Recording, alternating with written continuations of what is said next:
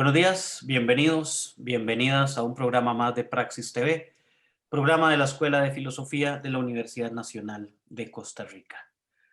Hoy tenemos un programa especial. Es el primer programa que hacemos en colaboración con la EUNA, con la editorial de la Universidad Nacional, para la difusión de el trabajo de las obras que se publican en la editorial. Y en este caso, vamos a conversar un poco sobre este libro, la novela como género literario. Mikhail Bakhtin, una traducción premiada en, en España, eh, en los 23º Premios Nacionales de Edición Universitaria, es así, ¿cierto? Y para hablar de ello, ¿verdad? Se me olvidaba, una coedición entre la EUNA, Prensa de la Universidad de Zaragoza y la Real Sociedad Menéndez Pelayo. Hoy nos acompañan para hablar de esta obra Luis Beltrán Almería, que es el editor de esta gran obra y que es catedrático de la Universidad de Zaragoza, específicamente del Departamento de Lingüística y Literaturas Hispánicas. ¿Cómo estás, Luis? Buenas tardes. Y nos acompaña además Gabriel Baltodano Román, catedrático de la Escuela de Literatura y Ciencias del Lenguaje de nuestra universidad, la Universidad Nacional. ¿Cómo estás, Gabriel? Bueno, pues encantado de compartir con vos, Esteban, y con Luis, que es una persona a quien además aprecio muchísimo, ¿no? Y admiro intelectualmente. Muy bien, gracias a ambos por la disponibilidad de participar en este programa. Eh, a ver, si quisiera, podríamos empezar con vos, Luis, por vos que estuviste a cargo de la edición de este libro. Mikhail Bakhtin, ¿por qué fijarse en este personaje para hacer ese trabajo? ¿Cuál es la relevancia de este autor para la teoría literaria, para la literatura? Se le reconoce como un estudioso de la cultura. Eh, ¿Cuál es ese momento, ese tema que te lleva a este personaje y qué nos puedes contar sobre él? Sí. Bueno, pues en primer lugar, muchísimas gracias por darme esta oportunidad de hablar sobre Bakhtin y sobre su obra. Eh, este personaje, Mikhail Bakhtin, pues tuvo una biografía más bien novelística, ¿no? Porque, bueno, él fue víctima de la primera oleada masiva de represión estalinista en 1929, que le condenó a trabajos forzados en unas islas del Océano Ártico. No llegó a ir allí por dos razones. Primera, porque se había publicado un libro suyo sobre Dostoyevsky y tuvo una reseña elogiosa del que hasta ese momento, en 1929, había sido el ministro de Cultura, ¿no? Comisario del Pueblo para la Cultura del gobierno soviético, Lunacharsky. Y además, porque en ese mismo año él tuvo que ser intervenido quirúrgicamente, le amputaron una pierna porque padecía osteomielitis y, claro, no tenía mucho sentido enviar a trabajos forzados al Ártico a una persona, al Gulag, ¿no? A una persona que estaba impedida para moverse, ¿no? Por eso le convalidaron esa condena por otra a trabajos en una granja de cerdos en el Kazajistán, donde estuvo entre 5 y 6 años y donde empezó a escribir los materiales que componen ese libro que hemos editado y traducido, ¿no?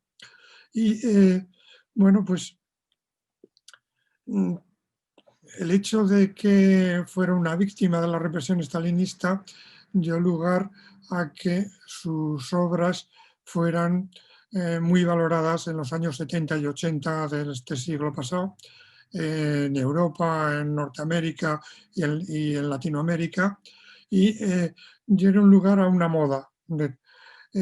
Sin embargo, esa moda solo se fijó en los aspectos más superficiales, ¿no? En conceptos como dialogismo, polifonía, carnavalización, que en ese momento se aplicaron a la teoría literaria y a la crítica literaria, pues bueno, de una forma muy superficial, no sin entrar en lo que era el pensamiento de Bakhtin. Tanto es así que una de las mejores estudiosas de la obra de Bakhtin, una eslavista norteamericana que se llama Carol Emerson, pues publicó en 1997 o 98 un libro que se titula Los 100 primeros años de Mikhail Bakhtin. Y la tesis de ese libro es que Mikhail Bakhtin se ha convertido en un mito en Rusia y, sin embargo, su pensamiento no ha tenido la más mínima influencia ni siquiera en la crítica literaria. En Occidente, pues hay autores muy reconocidos como pueden ser Todorov u otros, pues han dicho que Bakhtin es el mejor pensador que ha tenido Rusia en el siglo XX. Sin embargo, pues a punto estuvo de quedarse inédito allí. Publicó ese libro en el año 29, pero el hecho de que fuera represaliado sin ningún motivo, le acusaron de propaganda religiosa, no tenía ningún fundamento aquello, fue simplemente una experiencia para luego multiplicar las redadas que se hicieron, bueno, llegaron a ser de miles de personas, ¿no? En su caso, detuvieron a 90 personas acusadas de pertenecer a un grupo en el que sí que estaba Bakhtin, era un grupo que se reunía en casa de una pianista y eran 9 personas, pero detuvieron a todos los que tenían relación con ellos, ¿no? Bueno, pues el caso es que se trata de un gran pensador, un pensador que su objetivo es la teoría literaria, sobre todo la teoría de la novela, pero que tiene un pensamiento que va más allá, evidentemente, de la teoría literaria y que pues ha tenido una moda y esa moda, como digo, es una moda que ha tenido un efecto negativo porque ha dado una imagen de Bakhtin de alguien, de un autor que, bueno, pues ha perdido actualidad, ¿no? En cambio, precisamente en la teoría de la novela, porque lo que más éxito ha tenido ha sido el libro sobre Dostoyevsky, el libro sobre Rabelais. La teoría de la novela es su trabajo más profundo e interesante, es el que menos influencia ha tenido, dejando al lado el que se utilice de una forma muy alegre el concepto de cronotopo, que no es un concepto que creara Bakhtin, que viene de las ciencias, viene de la teoría de la relatividad, él lo tomó de un biólogo, ¿no? Y que, bueno, pues es un concepto que podría haberse mejorado incluso desde su propia teoría. El caso es que este hombre no consiguió ser profesor universitario, solo fue profesor a partir de 1945 de una escuela de magisterio, que luego sí entró en el sistema universitario soviético, pero como una escuela menor, ¿no? Y bueno, cuando su obra se publicó y llegó a ser popular, él había dejado ya de ser profesor y vivió un tiempo en un hospital y después en un piso que le facilitaron en Moscú las autoridades soviéticas. El caso es que es una vida curiosa. Hay una anécdota de que ha tenido una trascendencia literaria y es que se fumó un libro porque, bueno, él pues la osteomielitis le daba malestar y grandes dolores, y como no tenía acceso fácilmente a analgésicos, pues él era adicto al té ruso, al samovar y al tabaco. Y durante la Segunda Guerra Mundial él se podía procurar hebras de tabaco, pero no tenía papel de fumar, y eso hizo que se fuera fumando todo el papel que tenía por casa. Una de las cosas que se fumó era una copia de un libro. No está claro si llegó a escribir el libro o era un proyecto telegrafiado, ¿no?, del libro, y lo había mandado a una editorial de Moscú. Esa editorial, a la vista de que los nazis llegaron a escasa distancia de Moscú, quemó los archivos, desapareció esa copia. La otra copia la tenía Bakhtin, él se la fumó, y bueno, pues se decía que era un libro desaparecido. Solo se había publicado una pequeña parte, unos capítulos sobre Goethe, y en el año 2012 la edición de las obras completas en ruso publicó una versión más amplia que nosotros hemos traducido aquí, en la que está una parte del libro telegrafiado y la otra parte redactada, ¿no? Y bueno, pues es el esfuerzo más grande que se ha hecho por recuperar esta obra de Bakhtin, ¿no? Muchas gracias, Luis, por esta introducción a este personaje, ¿no?, que es Bakhtin. Gabriel, ¿cómo, cómo ves vos la obra de Bakhtin? ¿Cuál es tu opinión sobre este personaje? ¿Y qué nos puedes aportar además a lo que ya menciona Luis? Bueno, yo creo que suele ocurrir con estos hombres extraordinarios, ¿no? Con estos grandes pensadores y además en los casos en que tienen una biografía tan, pues no solo tan accidentada, ¿no? Sino tan modélica, ¿verdad? Tan ejemplar, no en el sentido de brindar un paradigma, ¿no? Sino más bien de mostrar cómo está constituida su época, ¿no? Y dar cuenta con su propia existencia de todos los grandes dilemas y conflictos. Como suele ocurrir con estos hombres, digo, o con este tipo de pensadores, me parece que sus obras atraviesan distintos momentos, ¿no?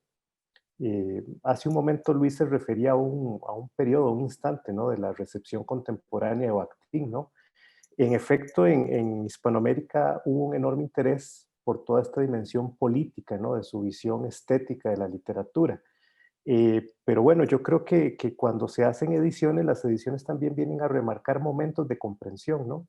Vienen un poco a favorecer, a facilitar que la comprensión, la intelección, la imagen que tenemos de un intelectual de este calibre se vaya también renovando, o por lo menos que se propicie el debate en torno a aquellos mitos que se han erigido eh, respecto de su figura, ¿no? Yo coincido con Luis en que este es un momento particular en la historia de la recepción de Bakhtin.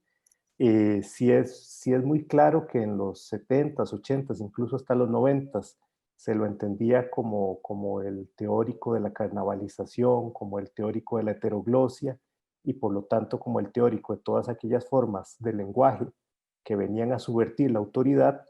Es probable que hoy en día se lo pueda leer todavía con más amplitud, con más riqueza. Y me parece que uno de los ámbitos donde esa riqueza se manifiesta tiene que ver con su visión más integral de la novela, ¿no? Como una gran manifestación de la literatura o de la cultura contemporánea, la cultura moderna. Convendría recordar aquella sentencia suya por la cual él afirmaba que la novela no es sino la diversidad social del lenguaje organizada estéticamente. Eh, y claro, esto es un concepto muy redondo, pero de una profundidad que todavía yo creo que no ha quedado suficientemente clara, ¿no?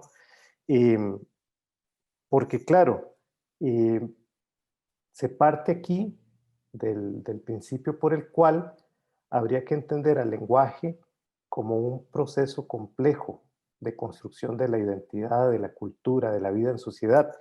Y habría que entender a la novela como una de sus manifestaciones más preclaras, ¿no? Como una de sus manifestaciones más contundentes. Entonces, creo que ese espacio es un espacio que se va ampliando, que cada vez hay un esfuerzo mayor, el propio trabajo de la edición hace hincapié en esto, ¿no? Y pretende que se vaya un poco moviendo la discusión hacia otros ámbitos. Yo creo que en la propia Hispanoamérica es muy importante, ¿no? Trascender un poco este mito de Bakhtin, ¿no? Y empezar a profundizar en determinadas facetas de su trabajo que quizás todavía no han sido suficientemente explotadas. Me parece que otro gran asunto que puede sobresalir, ¿no? En esta nueva lectura o interpretación de la teoría bakhtiniana tiene que ver con la coyuntura, que muchas veces ha sido señalada, ¿no? Pero que ahora tiene una resonancia particular. Bakhtin formula una gran parte de su teoría en un momento específico, ¿no? En torno a la década del 30, ¿no? Y habría que tener muy en cuenta que lo hace de cara a los desarrollos del formalismo y también al desarrollo de la teoría marxista contemporánea, ¿no? O moderna, mejor dicho. Y bueno, eso lo han dicho siempre los historiadores de la teoría literaria, ¿no? Es todo un tema constante en las discusiones epistemológicas sobre el aporte y el legado de Bakhtin, pero yo creo que es un tema que trasciende esa visión puramente historicista, ¿no? En el sentido estricto, Bakhtin se encontró con un dilema tremendo, que era el dilema de poder explicar los productos del discurso más que la literatura desde dos vertientes contrapuestas, ¿no? Una era esa preocupación por el análisis material del lenguaje y otra era toda la interpretación ideológica, sociológica de la literatura. Y ese dilema, aunque es muy propio de la época, de los años 30 e incluso más allá, hasta la década del 40, lo cierto es que es un dilema que sigue teniendo vigencia, ¿verdad? Es un dilema que puede permitir explicar ciertos problemas propios de los estudios literarios y de los estudios culturales contemporáneos, ¿no? Porque todavía nos movemos, ¿no? Entre esos dos territorios. Esos dos territorios siguen siendo omnipresentes y el esfuerzo de Bakhtin por tratar de trascenderlos me parece que es un aspecto fundamental en la reflexión contemporánea. Bien, muchas gracias a ambos. Vamos a hacer una primera pausa y ya regresamos a Praxis TV.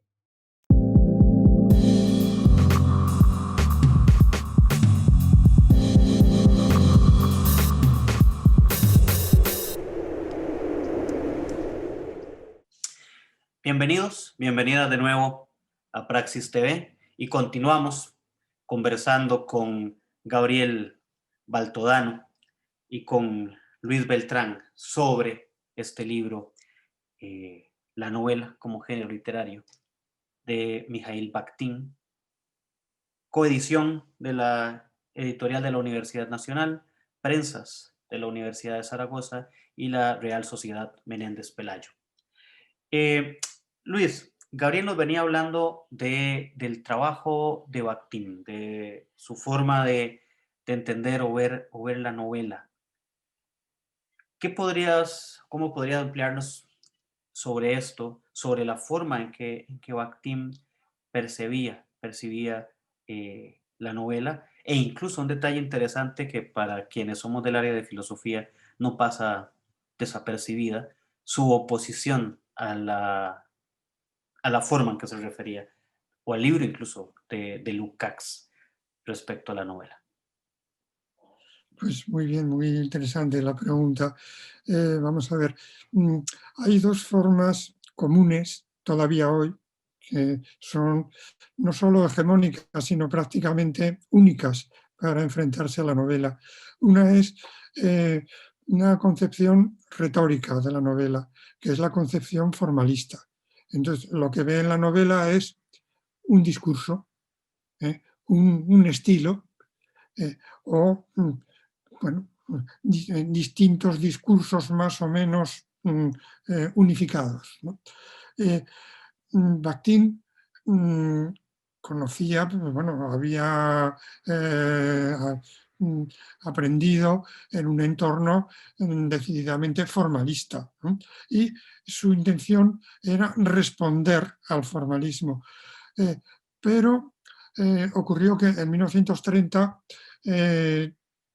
se vio obligado a emigrar a la Unión Soviética Georgi Lukács y fue a parar al Instituto Marx Engels de Moscú, que, bueno, entre otras cosas, pues preparó la edición de las obras completas de Marx y Engels, que luego se han traducido a múltiples lenguas, entre otras al español, ¿no? Y lo destinaron a una sección que era la sección de crítica y teoría literaria, crítica literaria se llamaba exactamente, y allí hizo un grupo de colegas con los que se relacionaba especialmente por dos motivos. Primero, porque sabían alemán y él sabía muy poquito ruso, nunca habló con fluidez el ruso. Y segundo, porque eran judíos, todos ellos, ¿no? Y bueno, publicaron una revista que se llamaba Crítica Literaria, y allí aparecían trabajos de Lukács, ¿no? Y de los miembros de de ese círculo, esa camarilla que ellos mismos llamaban la corriente, ¿no? Y Bakhtin leyó eso, y eso le dio la oportunidad. No estaba de acuerdo con el enfoque de Lukács. Lukács, su trabajo fundamental se apareció con el título de La novela como epopeya burguesa. Es decir, la novela es, la tesis de Lukács, la novela es un género burgués, solo se ha desarrollado con el ascenso de la burguesía y llega a su apogeo con la toma del poder político por la burguesía, pero es una epopeya, y como tal epopeya pasa ahora en el siglo XX pasa a poder ser la epopeya del proletariado, la expresión del realismo socialista, ¿no? Bakhtin no estaba de acuerdo con esto y por eso intentó publicar el trabajo más importante de los que componen este libro con el título de La novela como género literario, diciendo, no, esto es un género literario, tiene efectivamente unas conexiones, unas implicaciones sociales y políticas claras, pero no se reducen a lo que es el papel de la burguesía en la lucha de clases, ¿no? ¿Por qué? Pues porque ha habido novela antes de que apareciera la burguesía, porque la novela, ningún género literario es específicamente un género de una clase determinada, aunque pueda llegar a su momento de apogeo durante el proceso en el que esa clase pues tiene un papel político privilegiado, ¿no? Y bueno, lo que intentaba Bakhtin es ir más allá de esto, ¿no? Él había leído a Lukács porque estas revistas circulaban por la Unión Soviética. Lukács nunca leyó a Bakhtin, entre otras cosas porque, bueno, era un represaliado, sus obras, solo había publicado un libro y algún artículo en los años 20, sus obras no dejaron de circular, y luego las obras sobre la novela de Bakhtin aparecieron en la Unión Soviética ya muerto Lukács. Lukács muere en 1971, la primera edición de estos escritos sobre la novela es de 1975 en ruso, ¿no? Y bueno, ¿qué es lo que piensa Bakhtin de la novela? Pues Bakhtin piensa que la novela es un género cultural. Como cultura tiene una dimensión social y política, como digo, y es la de que es el género literario más libre, y por tanto es un género para una sociedad abierta, una sociedad que valora la libertad y la igualdad. Y es un género que rompe, frente a los géneros literarios anteriores, rompe su conexión con la tradición. Es decir, ya no es un género nacional, es un género internacional. Y ese género internacional crea distintos subgéneros que son distintos mundos para comprender de forma diversa la vida en libertad, la vida en un régimen abierto, ¿no?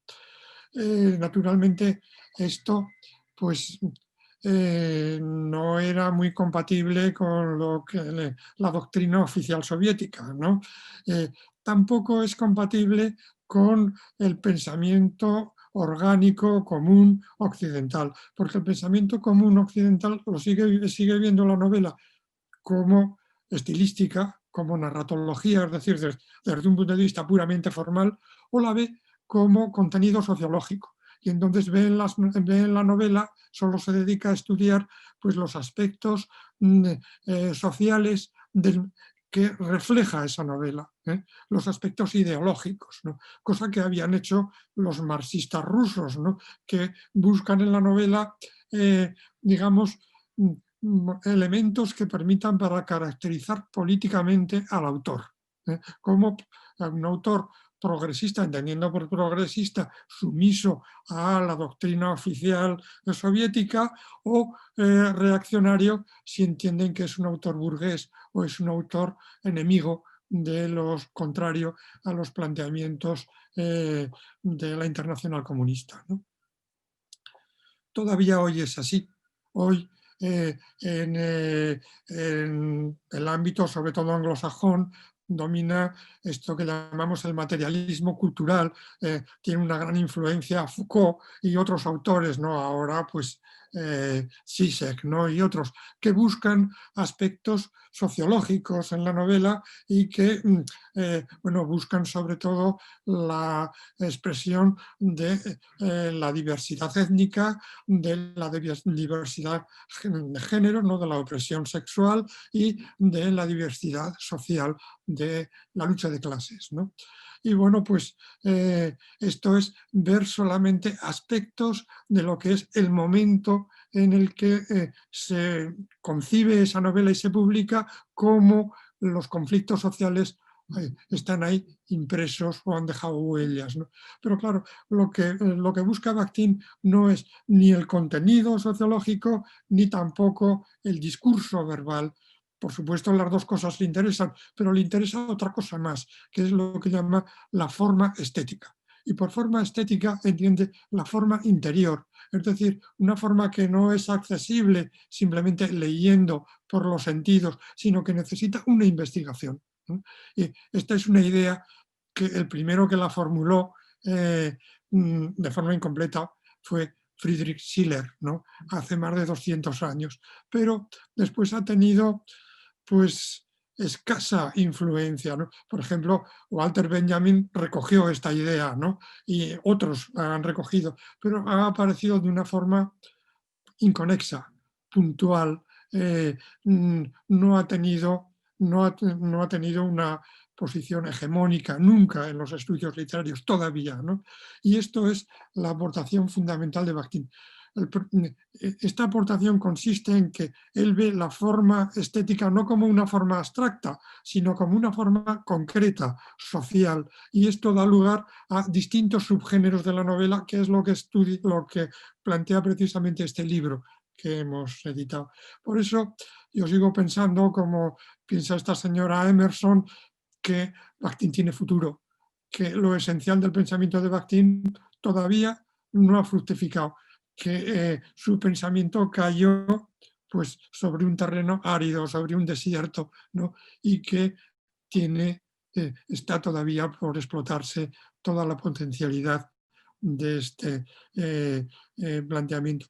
En resumen, la idea de Bakhtin es: la novela es un género abierto, un género libre, un género para una sociedad abierta y libre, es decir, esto excluye todo el mundo prehistórico, el mundo de la tradición, el mundo heroico, porque son mundos tradicionales, y exige una visión internacional de la novela. Por eso Bakhtin insiste mucho en que la novela es un género esencialmente europeo, hoy diríamos esencialmente occidental, en la medida en que bueno, pues Occidente ha defendido, mal que bien, esta idea de la sociedad abierta, ¿no? De la sociedad del mundo libre, ¿no? Y bueno, pues su obra pasó prácticamente desapercibida en la Unión Soviética, salvo en sectores rebeldes ante la doctrina oficial, precisamente porque significaba esto. Tengo que decir que su obra, la primera versión de esta obra apareció en ruso como sobre literatura y estética, ni siquiera aludía a la novela, ¿no? Y aparece o se publican anteriormente los dos grandes libros de Bakhtin, el libro de Dostoyevsky en los años 60 y también en los años 60 el libro de Rabelais, porque un investigador, un eslavista italiano, viaja a Moscú en los años 60, encuentra uno de los escritos, el escrito sobre de polémica de Bakhtin con Lukács y los escritos de Lukács que solo habían aparecido en ruso, y se los lleva a Italia, intenta publicarlos allí.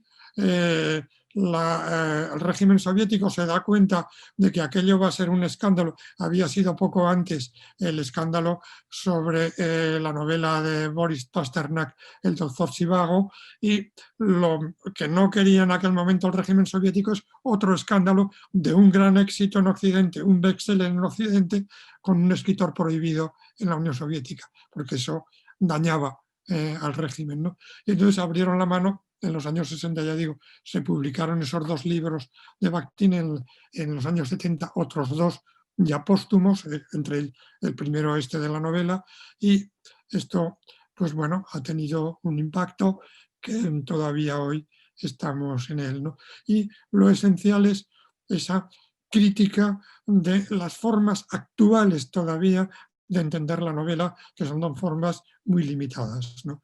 La novela va más allá de eso. ¿Por qué? Pues es fácil de entender. Si el Quijote solo nos interesara para ver cómo se vivía a principios del siglo XVII, pues bueno, hoy no interesaría a nadie, ¿no? Y Dostoyevsky no habría podido decir, como dijo en una de sus novelas, que si a la humanidad le preguntaran qué había aprendido de su experiencia, podría responder con el Quijote, ¿no? Bueno, pues significa que es algo más que principios del siglo XVII. Muchas gracias, Luis. Antes de hacer nuestra segunda pausa, Gabriel, te veía sintiendo en varias de las cuestiones que decía Luis. Entonces me gustaría que nos pudieras aportar algo de lo que estabas pensando, lo que estabas anotando respecto a lo que nos compartía Luis anteriormente. Bueno, claro, yo lo que haría es una cota muy puntual, ¿no? Para tenernos también al tiempo que gentilmente nos brinda Esteban. Tan temprano como en la poética de Dostoyevsky, ¿no? Que es un trabajo que ya Bakhtin estaba preparando hacia finales de la década del 20, ¿no? Él empieza una exploración tratando de comprender este principio de la forma estética, inicia una exploración de las formas más antiguas, ¿no? Y empieza a encontrar que ya en el diálogo socrático, que ya en la sátira menipea, hay elementos que van prefigurando la novela, ¿no? Y un elemento que es fundamental es la palabra viva. La palabra viva tiene un peso esencial, ¿no? Y claro, conforme Bakhtin va desarrollando su teoría de la novela y su teoría de la novela como una forma estética, se va estableciendo un puente muy claro, muy evidente entre la cultura popular y la cultura letrada, entre la tradición oral y la escritura estética, ¿no? Ese elemento es muy importante para la explicación de una literatura como la hispanoamericana, y ahí es donde uno puede ver la riqueza de este pensamiento conceptual, ¿no? Si piensa en un ejemplo concreto. Vamos a ver, es imposible entender la gran novela hispanoamericana, incluso la novela totalmente aceptada, la novela canónica, si no es por sus conexiones con la oralidad. Digamos que un ejemplo donde uno ve la profundidad del pensamiento estético de Bakhtin en nuestro contexto específico, ¿no? Tiene que ver con el hecho de poder explicar nuestra novela hispanoamericana, nuestra novela del siglo XIX y del siglo XX, como un progresivo acercamiento a la oralidad, como una apropiación paulatina de la lengua viva. Entonces, tanto en el regionalismo, en la nueva novela, en la novela que viene después, en la novela de mediados del siglo XX, incluso hasta hoy en día, no hay sino un constante esfuerzo por captar, por comprender la oralidad de las distintas comunidades hispanoamericanas. Y eso es algo que Bakhtin plantea con mucha claridad desde los años 20, ¿no? La importancia de ese puente entre la vida social y las formas literarias. Bien, muchas gracias, Gabriel. Bueno, que nos generan muchísimas más ganas de entrarle al libro, de leer el libro, y invitamos a todos y a todas a que puedan conseguirlo y estudiar, ¿verdad? Conocer más sobre este autor. Vamos a hacer una segunda pausa y ya regresamos a Praxis TV.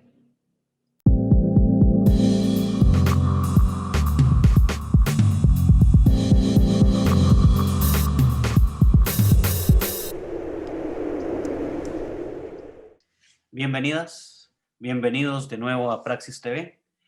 Continuamos conversando sobre este libro, la novela como género literario de Mikhail Bakhtin, con Luis Beltrán Almería, quien fue el editor de este libro, y con Gabriel Baltodano, académico de la Escuela de Literatura y Ciencia del Lenguaje de la Universidad Nacional. Luis, ahora vamos ya directo al libro. Una traducción este es el tomo 3, nos contabas de las obras completas de Bakhtin. Por eso traducción que incluso mencionábamos al inicio del programa, que fue premiado con el premio a la mejor traducción en los 23º Premios Nacionales de Edición Universitaria en España.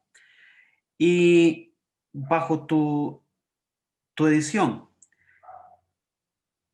¿qué te lleva a pensar en hacer este libro, en proponer este libro que se trabaja con colaboración de diversos países, además de esto? ¿Qué te empujó a quererlo y cómo fue el proceso para llegar a él?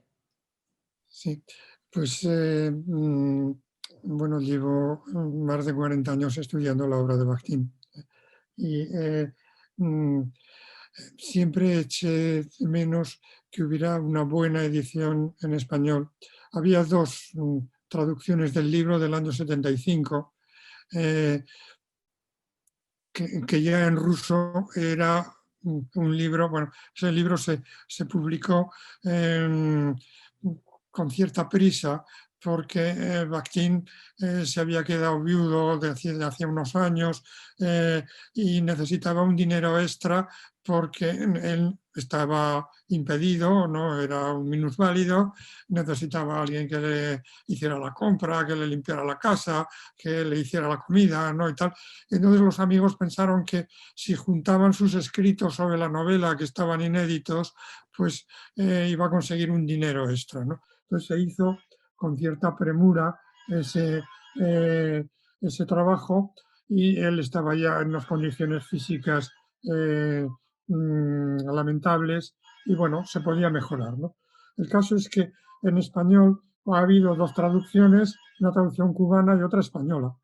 La traducción española pues se hizo viendo la traducción cubana, es decir, que los defectos de la traducción cubana se trasladaron a la traducción española, ¿no?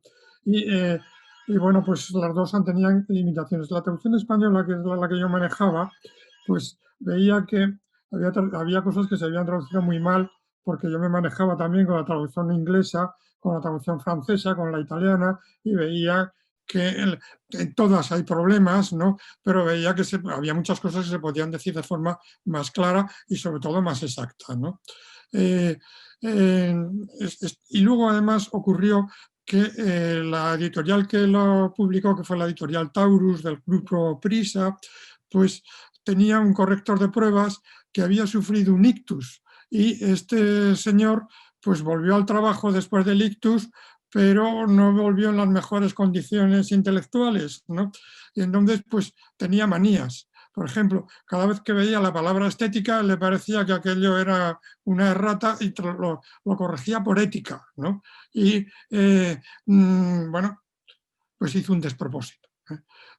Yo conocía al traductor español que había sido, no era un filólogo, había sido marino mercante, después fue dirigente del Partido Comunista de España y bueno, pues es un hombre que tuvo también una biografía muy interesante, ¿no?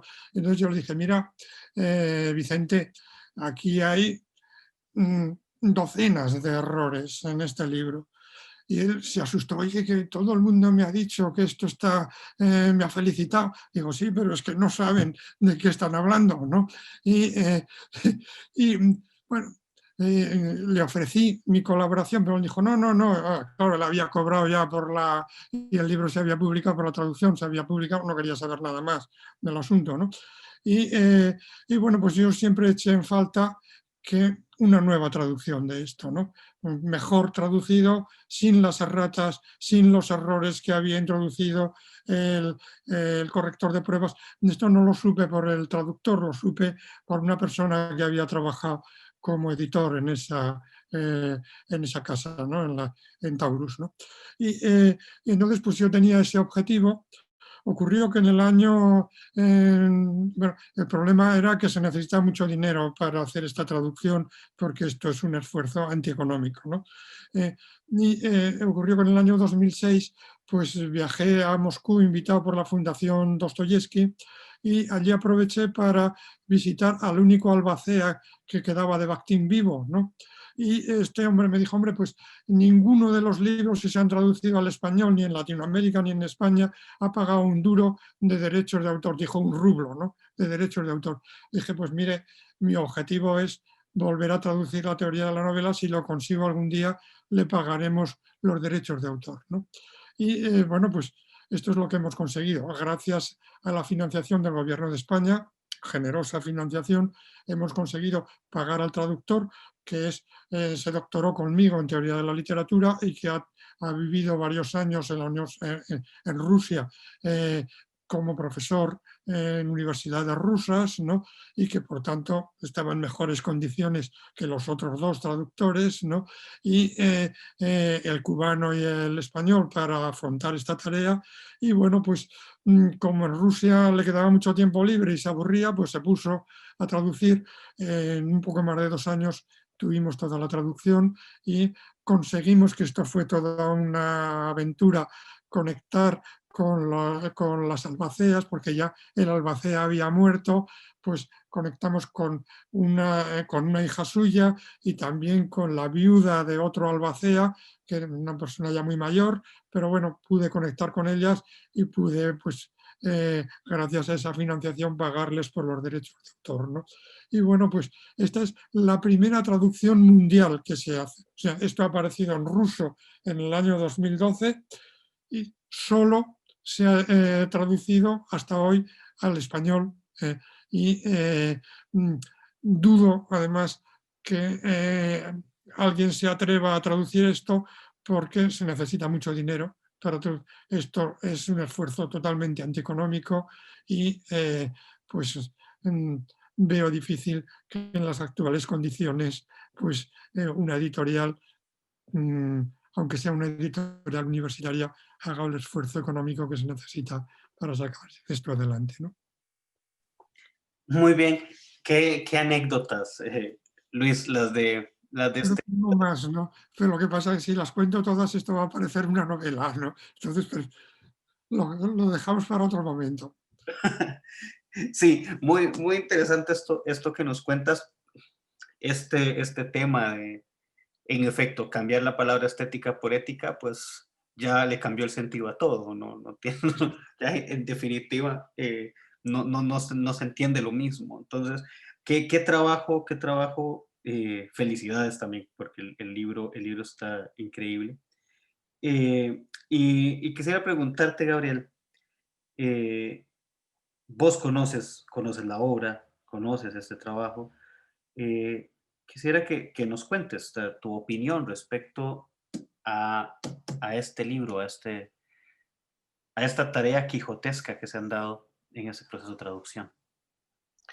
Bueno, es un esfuerzo extraordinario, ¿no? Y hay que reconocer no solo el trabajo riguroso de Carlos Ginés Horta, ¿no? Que es el traductor, sino del propio Luis, ¿no? Que no se ha dedicado al libro, sino que ha dedicado su vida completa a que este proyecto salga adelante.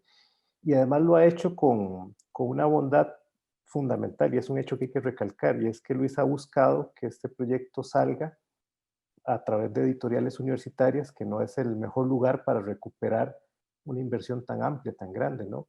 El proyecto fue financiado generosamente por el gobierno de España y luego ha tenido el apoyo de 3 instancias para salir a la luz como libro. Y esas son 3 instancias que no tienen nada que ver con el mercado del libro comercial, ¿no? Sino que tienen que ver con la difusión del conocimiento y con la posibilidad de que este material pueda llegar a los investigadores, a los críticos, a los estudiosos, no solo en la península, sino en Latinoamérica, ¿no? Y por eso la EUNA también ha tenido su papel, ¿no? Hay una cuestión que yo quisiera agregar, Esteban, porque es una pregunta que se me ha planteado con frecuencia en los últimos meses desde que el libro vio la luz. Desde luego que las personas que estudian literatura, ¿no? Tanto los estudiantes de grado, de posgrado, como los propios profesores de lengua, eh, o los especialistas universitarios, pues conocen el trabajo de Bakhtin. Y una de las preguntas que siempre plantean es, bueno, ¿qué es lo que esta edición aporta? Bueno, yo creo que Luis ha sido muy claro en aportar, en señalar cuáles son sus aportaciones de fondo, ¿no? Pero yo creo que hay algunos datos que son fundamentales. Por ejemplo, de estos 16 escritos, solo 5 habían sido traducidos antes al español. Es decir, que hay 11 escritos que no habían visto nunca, no habían conocido nunca una versión en castellano, es la primera vez que se le traduce, incluso algunos de ellos es la primera vez que se traducen a otra lengua moderna, ¿no? Esto es fundamental, ¿no? Y de esos 5 escritos que ya habían sido traducidos al español, hay 4 que incluyen secciones nuevas, ¿verdad? Porque se está trabajando directamente con el legado, ¿verdad? De Bakhtin. Entonces, se obvian, se dejan de reproducir todos estos esquemas que señalaba Luis, ¿no? Entre ediciones, ¿no? Es muy importante también decir que el trabajo eh, pretende facilitar una comprensión integral del pensamiento de Bakhtin en torno a la novela y por ello no sigue el criterio de la edición rusa, ¿verdad? Que es un criterio cronológico, lo que hace es recoger los documentos según se ha podido fijar su fecha de producción, ¿no? O de publicación o edición en algunos casos. Esta edición castellana o española, esta traducción al español, más bien está organizada por ejes temáticos, entonces da una visión más integral de los diferentes aspectos que le interesaban a Bakhtin, la teoría del género, la forma en que él concibe al personaje, la manera en que concibe al mundo, el aspecto fundamental de la palabra en la novela, y luego algunos anexos que lo que incluyen son polémicas, discusiones que el propio Bakhtin tuvo con sus contemporáneos, ¿no? Y lo otro que es muy importante es que este trabajo eh, no solo responde a la esmerada traducción de Carlos y a la cuidadosísima edición de Luis, sino que también ha sido el resultado de una serie de procesos en los que están implicados investigadores de diferentes países, ¿no? Especialistas de diferentes países. Y eso también permite que el análisis, la fijación de los textos se haga con toda la propiedad que corresponde, ¿no? Entonces yo les diría con toda honestidad que estamos en presencia de una edición excepcional, ¿no? No solo es una buena traducción, sino que es una edición excepcional que permite redimensionar el aporte de Bakhtin, que permite hacer nuevas discusiones y que permite que por fin, y esto es algo que hay que agradecer a Luis por su empeño, que por fin podamos leer a Bakhtin como se debe, ¿no? Tan pronto y tan cerca de sus originales, ¿no? Tanto como una traducción lo permite, pero cuando una traducción es buena, esto es bastante fiable, ¿no? Eh, porque siempre todos hemos estudiado Bakhtin, los que no hemos podido penetrar en el ruso, ¿no? Lo hemos tenido que leer en castellano muy accidentadamente, ¿no? Es casi es casi una anécdota también, ¿no? Explicar lo que es enseñar a Bakhtin a los estudiantes hispanoamericanos o supongo yo que también peninsulares, ¿no? Cuando las ediciones tienen tantas carencias. Muchas gracias, Gabriel. Y qué importante esto que señalas. Me parece sumamente relevante. Y aquí, en efecto, de extender, aunarla también el agradecimiento y la felicitación a Luis de este trabajo, porque qué difícil trabajar con traducciones que no estén tan bien, por no decir otra cosa, ¿verdad? Sobre todo a la hora en el quehacer académico de querer enseñar, compartir un autor, ¿no? Entonces, parece importantísimo esto último y ya por fin, como dices vos, tener a un autor tan relevante en una buena traducción para poderlo revisar. Lo recordamos a todos y a todas, en la descripción les vamos a dejar eh, los lugares donde pueden conseguir la obra. En las principales librerías en España se puede conseguir, acá en Costa Rica en la EUNA. Y bueno, les dejaremos enlaces por, si no están en estos países para que puedan también tener acceso al libro. Luis, no sé si quisieras aportarnos algo adicional ya en el cierre del programa.